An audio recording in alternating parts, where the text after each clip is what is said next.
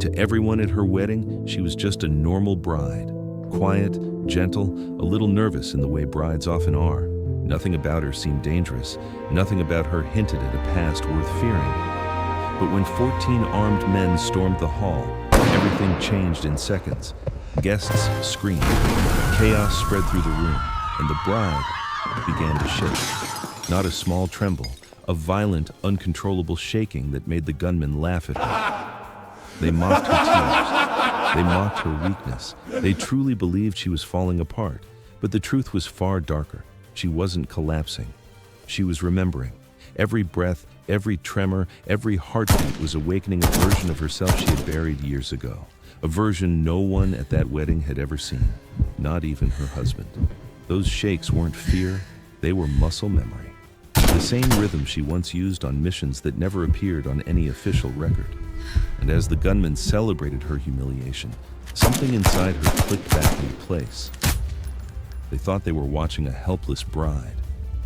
But in the next 9 seconds, they would learn exactly who she really was. Her shaking stopped all at once, as if someone flipped a switch inside her. Her posture straightened, her breathing steadied. And beneath the lace and silk, the soldier she once was returned. The gunmen didn't notice. They were too busy enjoying their cruelty, too entertained by the sight of a bride they believed they had broken. But she wasn't looking at them anymore. She was looking through them, mapping every weapon, every exit, every blind spot, every mistake. 14 men, 3 standing too close, 2 off balance, 5 distracted by hostages, 1 arrogant leader, the easiest kind to dismantle. Her husband whispered her name. She didn't answer. She couldn't. Speaking now meant breaking the rhythm, and the rhythm was everything. The leader stepped toward her, grabbed her veil, and lifted her chin. He wanted to see fear in her eyes. Instead, he saw clarity. Cold, steady clarity that didn't belong to a terrified bride. His smile faded. He sensed something he couldn't explain. The sudden danger of mocking the wrong person before the thought could reach his hands. She moved. The first man never felt the hairpin leave her hand. The second never felt his wrist snap. The third never realized she had taken his rifle. The fourth only heard the shot right before he hit the floor. 9 seconds, 14 bodies. Silence, a kind of silence no wedding should ever experience. Her husband stepped toward her with trembling breath.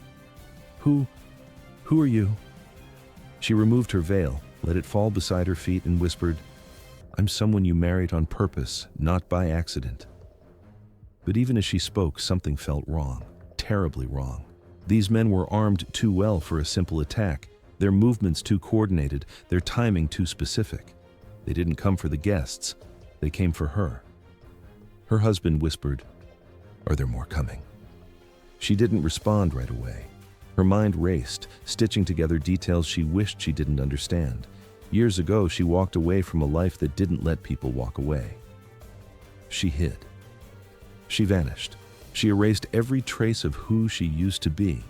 But the past didn't stay buried. It clawed its way into her wedding, and now it stood in front of her. She steadied her voice. They weren't here for money or chaos. They were here to see one thing: whether I still remember how to do this. Her husband stared at her, horrified. "What does that mean?" "It means someone's watching," she said quietly, "and they wanted to know if I'm still alive."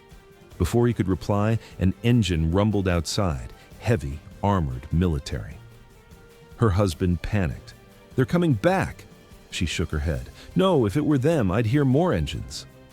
The vehicle rolled to a stop. A woman stepped out. Not a civilian, not a guest, someone from the bride's old life, someone who moved like danger wrapped in calm. The bride's heart tightened. She knew that face. She knew that walk. She knew that history, her former teammate. The woman stepped inside, eyes scanning the 14 bodies. "You still move like a ghost," she said softly. The bride clenched her jaw. "You shouldn't be here," her old teammate exhaled. "I didn't come for the wedding, I came for what comes after." "What comes after?" the bride asked. The woman stepped closer. "They weren't here to capture you." She paused. "They were here to evaluate you." The bride felt the world tilt. Evaluate, not attack, not punish, evaluate.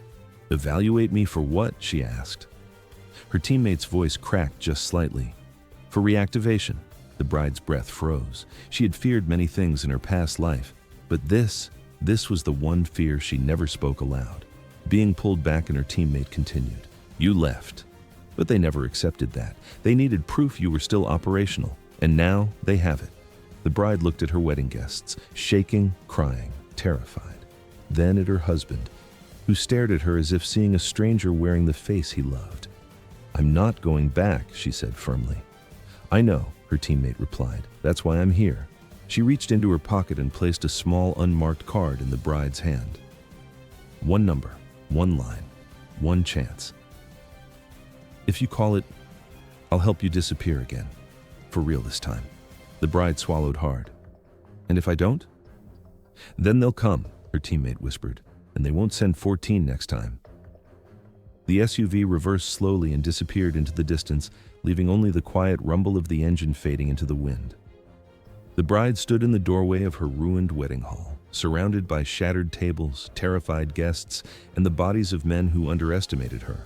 Her husband approached her carefully. "Tell me what to do," he said. "I'm not leaving you." She looked at him with a mixture of love, guilt, and fear. "You get everyone outside. Keep them safe. I'll handle the rest." "Handle what?" he whispered. She didn't answer immediately, not because she didn't know, but because saying it out loud would make it real again. She stepped past him, moving toward the open doorway of the hall. The evening air hit her face like a warning. Cold, sharp, familiar. A feeling she hoped she'd never experience on her wedding day. "Handle what?" he repeated, softer this time. She finally turned to him. "Handle the fact that the people who came for me today weren't finished." His eyes widened. "But your friend, she said she'd help you disappear again. Isn't that enough?" She shook her head slowly. "Disappearing is running, and running only delays the people who trained me. They don't stop, not for love, not for distance, not for time." He swallowed hard. "So what do we do?" "We survive," she whispered. "And surviving means staying ahead of the people who think they still own me." A chill went through him. "You're not theirs." "No," she said. "But they don't see it that way." She stepped out into the road, scanning the dark horizon. Every instinct in her body sharpened, ears listening for engines, eyes searching for silhouettes, mind reconstructing battle routes she prayed she'd never need again. But the night was still, too still. Her husband joined her hesitantly. "Is it over?" She exhaled slowly. "For tonight, yes, but not forever." He nodded, trying to hide his fear, trying to be strong for her, but she could feel the tremor in his hand. "You don't have to be afraid of me," she said softly. "I'm not afraid of you," he replied.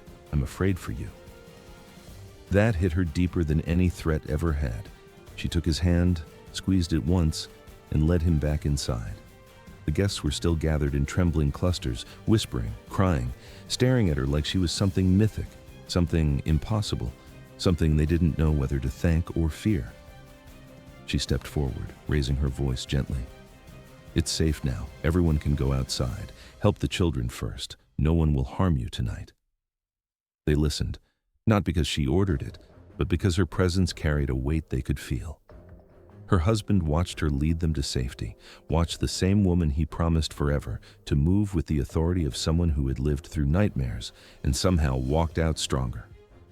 When the last guest exited, she remained inside the hall for a moment, letting the silence settle over her. She whispered to herself, "I didn't want this life to find me again, but if it has, then it will learn something new." She brushed her fingertips along the broken rifle on the floor. "I don't run anymore." Her husband stepped beside her. "Whatever comes," he said, "we face it together. You don't have to fight alone." She looked at him, truly looked at him, at a man who hadn't seen her past but loved her future. Anyway, that mattered. She nodded.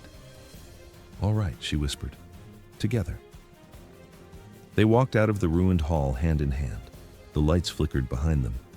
The night carried a quiet promise that the world she escaped from wasn't finished testing her, but she was no longer the girl who hid from her past.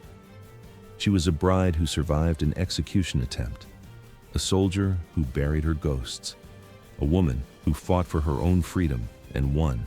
And whatever came next, she was ready for it, because she wasn't fighting for a mission anymore. She was fighting for her life, her love, her future, and no one, no unit, no commander, no ghost from her past would ever take that from her again. She stepped into the night with a calm, steady breath and whispered the truth she finally accepted. I'm not done. Not with them, and definitely not with myself. If you enjoyed this story, make sure to subscribe to Mindfront for more cinematic military thrillers. It helps the channel more than you know. Tap the like button if you want more videos like this one, and tell me in the comments, where are you watching from? I'd love to see how far this story traveled.